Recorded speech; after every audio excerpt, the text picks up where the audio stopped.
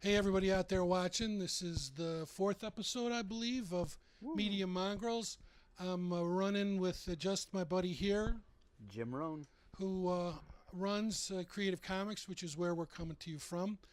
And the subject for this particular segment, we're just finishing up with, San Diego just closed as of the taping here last week. Was it 5 days?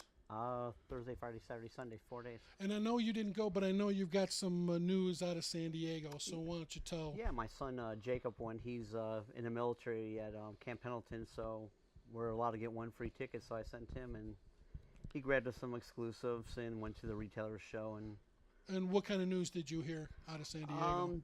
At the retailer show, DC talked about the state of comics, how they're afraid, things are looking bad for comics. Not for comic movies, because No. comic movies have never been more prominent. Correct. What I also heard the story going in, Mile High Comics out of Denver, Colorado.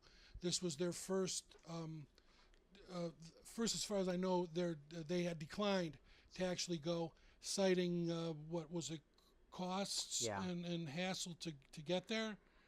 I guess a lot of it would be, it's not just the cost of the rental space, shipping all those people there, food, hotel. Right. When I went to San Diego 2 years ago, I went there to visit my son. I was an hour and a half away at a La Quinta Inn. I paid $300 for a night. Well, and this is not new notion. This had been kind of building. I had heard that comic book companies from all over had been making noise about it being more of a hassle than it was worth, but seeing it as the biggest event in comics given in any given year, that was almost a necessity. But now has it come to the point where it's not worth doing for some of these guys? Sometimes it's being more choosy and picky what you do. Maybe they might choose New York Con over this. Right. You're going to spend the money because San Diego Con is a lot more Hollywood than comics. Well, that's where it has become the focus for Hollywood. Comics has taken over Hollywood. Unbelievably so. Unbelievably so. So the idea that is where they want to break all their news, Right. and that's all the news that there is, because it's the widest audience that they're going to get in any Correct. given year. And I know when I first started going back in the late '80s, Chicago was number two. Yeah. Number two, and that has fallen. That has, unless maybe C2E2. I don't know where do they stand. C2E2 stands pretty high, but I still think New York is almost catching up with San Diego.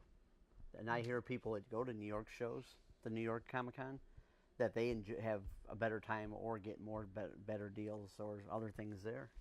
Well, I don't know. Did your son say that San Diego was manageable? He had fun. Did he? He had fun. He said it was manageable. It was overpacked, but Right.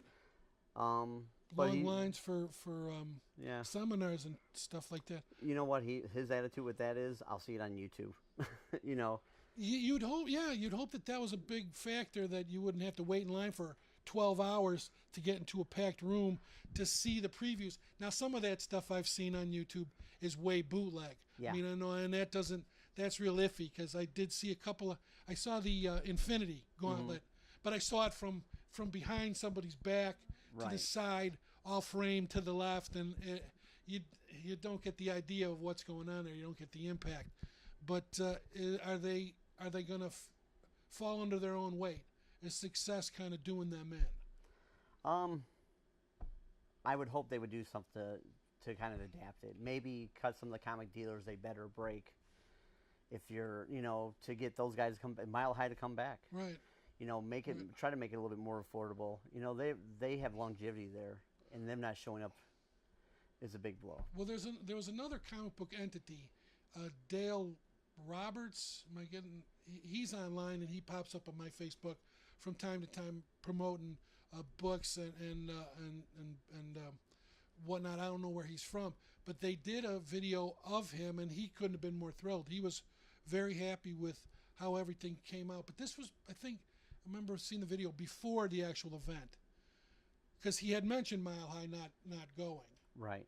And if that's an indicator of things to come, are more people going to feel that way, or will they address that right here and say we need to do something to stop this exodus? That's what they should do. But I mean, it depends what direction they want to go. If they want to go more Hollywood, maybe it's not a big deal to them because they're still selling the space. Well, and with comics, maybe that's the only direction to go because that seems to be the direction all comics are going. Well, I know some indie guys that did it a few years back. Okay. This guy Tom Hutchinson from Big Dog Inc. Yeah. And he said when he was there, he's like, all I sold were prints. No one bought the books because they liked the posters. Well, but if you're new to the Yeah. game and you can get into San Diego, where else can you Right. get a better start? Yeah, yeah. And he said I talked to him and a gentleman named Eric Hoffman who worked for him. He said, well, they also made like a lot of connections with other people, Sure. while they're. Sure, connections But, I are mean, a big part. That's a good thing. I mean, that's a good thing. But I mean, if you don't make it to San Diego, New York is becoming just as good. Right. C2E2 is becoming more popular. Right. It's Right. there's other places now. There's more avenues than just the one. That sounds about right. Yeah. Speaking of movies, let's hit the current ones that you've seen. Spider-Man. I see Spider-Man. I enjoyed it. Okay, like compared to the other Spider-Man properties. I'm still gonna tell people Spider-Man 2 is my favorite Spider-Man with the Dr. Octopus Okay, one. okay. I really like that one. Okay. This was fun, and it was a good starting point with the new direction in the Marvel Universe. I like the portrayal. I'm not a big fan of Tobey Maguire's interpretation of that particular Right. character. There was stuff to like about the second one. There was some stuff to like about the first one, that notion, but I think that wilts in the light of the newer properties and how much better they got it right in this one. Yes. This yes. Homecoming film, which I thought was You weren't pretty drowned good. in. You weren't being drowned in it with the origin story. There's stuff that we already know. Right. Right. We don't have to keep rehashing that. And I think the emotions were a little more elaborate. He ran a range. The Tobey Maguire's interpretation was always so dour, and his quipping was Right. forced. I thought this kid Holland Yeah. did a really nice job. Really good job of capturing this character within this context, and special effects really Yeah. really nice. There's a good future. The other thing I noticed was a lot of stuff that I expected to see from the previews weren't in the movie. So sometimes my problem with previews is they tip too much, Right. and they show. And this one where you get these leanings, you get an idea, and some of that stuff was just not in the film. For True. the previews, which is it gives you an idea what it looks like, but it doesn't ruin any surprises that might be. When I first saw the previews, I felt like I might have saw the whole movie right there, Which kind of my almost drew problem. me away from seeing it right Right. away. If they give you these plot points, and the other one which you hadn't seen, which I will put you onto, is the Planet of the Apes series. Really well done. This is really nice. It's a different tone than the originals, which I'm not going to disparage. Those originals are really well done for the time, and who can, Charlton Heston. Yeah. You can't call it that. But for these, different interpretation, but still very, very well done and totally worth seeing. And so I think we'll wrap up this part of Media Mongrels. We're going to be posting at least 2 more in the next 3 weeks. So keep an eye open for those. Thanks, James. Thank you. And any input that any of you guys have at all, which is civilized, I don't mind criticism, but don't be nasty. Actually, I like comments. I will respond to all of that sort of stuff. So until next time, the Media Mongrels, I'm Jeff Battiato.